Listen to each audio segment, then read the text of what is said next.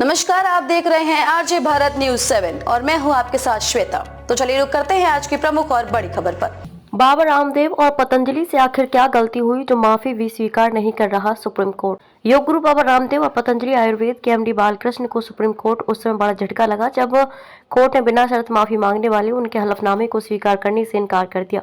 इस मामले की अगली सुनवाई अब 16 अप्रैल को होगी। देश की सर्वोच्च अदालत ने इस मुद्दे पर निष्क्रियता के लिए राज्य लाइसेंसिंग प्राधिकरण को भी कड़ी फटकार लगाई और कहा कि वह इसे हल्के में नहीं लेगी। वहीं कानून का उल्लंघन करने के लिए पतंजलि आयुर्वेद के खिलाफ कार्रवाई करने पर विफल रहने के लिए उत्तराखंड सरकार की भी आलोचना की है। किसने किया था पतंजलि पर case? Indian medical association IMA ने अगस्त 2022 में सुप्रीम कोर्ट में एक याचिका दायर की थी। पतंजलि ने एक विज्ञापन दिया था जिसमें कहा था कि एलोपैथी, फार्मा और मेडिकल उद्योग द्वारा गलतफहमियों से खुद को और देश को बचाएं। बाबा रामदेव ने एलोपैथी को बेवकूफ और दिवालिया विज्ञान कहा था।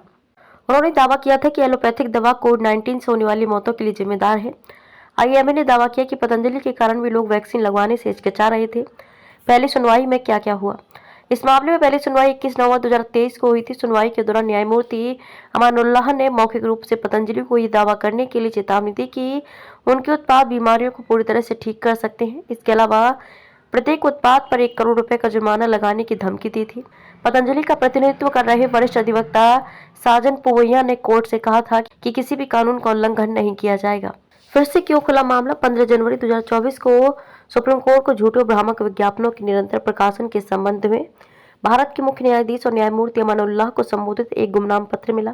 इस पर ध्यान देते हुए 27 फरवरी को जस्टिस हेमा कोहली और एहसानुद्दीन अमानुल्लाह की पीठ ने पतंजलि आयुर्वेद और इसके MD आचार्य बालकृष्ण को पहले के आदेशों का उल्लंघन करने और कंपनी के उत्पादों के साथ बीमारियों के इलाज के बारे में भ्रामक दावों का प्रचार जारी रखने के लिए अवमानना नोटिस जारी किया। सरकार से भी इस मामले पर जवाब मांगा गया। न्यायमूर्ति अमानुल्लाह ने कहा कि पूरे देश को चक्कर में डाल दिया गया है। 2 साल तक आप इंतजार करते रहे जब ड्रग्स अधिनियम कहता है कि यह निषिद्ध है। इसके बाद अदालत ने पतंजलि औषधि उत्पादों के किसी भी अन्य विज्ञापन या ब्रांडिंग पर अगले आदेश तक पूर्ण प्रतिबंध लगा दिया है। जब भड़क गए सुप्रीम कोर्ट के जज, अगली सुनवाई के दौरान 19 मार्च को अदालत को बताया गया कि अवमानना नोटिस का जवाब दाखिल नहीं किया गया है। इसके बाद कोर्ट ने बालकृष्ण और रामदेव की व्यक्तिगत उपस्थिति का आदेश दिया। इसमें उत्तराखंड सरकार को भी एक पक्ष बनाया गया। इसके बाद 21 मार्च को बालकृष्ण ने कथित भ्रामक विज्ञापनों के संबंध में सुप्रीम कोर्ट में माफीनामा दाखिल किया जिसे कोर्ट ने खारिज कर दिया। इस दौरान अदालत ने रामदेव और बालकृष्ण की कड़ी आलोचना की और उनकी माफी को जुबानी दिखावा करार दिया। इसके बाद 9 अप्रैल को रामदेव और बालकृष्ण ने सुप्रीम कोर्ट से बिना शर्त माफी मांगी। रामदेव ने नवंबर 2023 की प्रेस कॉन्फ्रेंस के लिए भी बिना शर्त माफी मांगी। उन्होंने कहा कि मुझे इस चूक पर गहरा अफसोस है और मैं अदालत को आश्वस्त करना चाहता हूं कि इसे दोहराया नहीं जाएगा। मैं आदेश के पैरा 3 में दर्ज बयान के उल्लंघन के लिए बिना शर्त माफी मांगता हूं। सुप्रीम कोर्ट सहमत नहीं। सुप्रीम कोर्ट ने कहा कि हम इसे स्वीकार करने से इनकार करते हैं। हम इसे जानबूझकर किया गया उल्लंघन मानते हैं।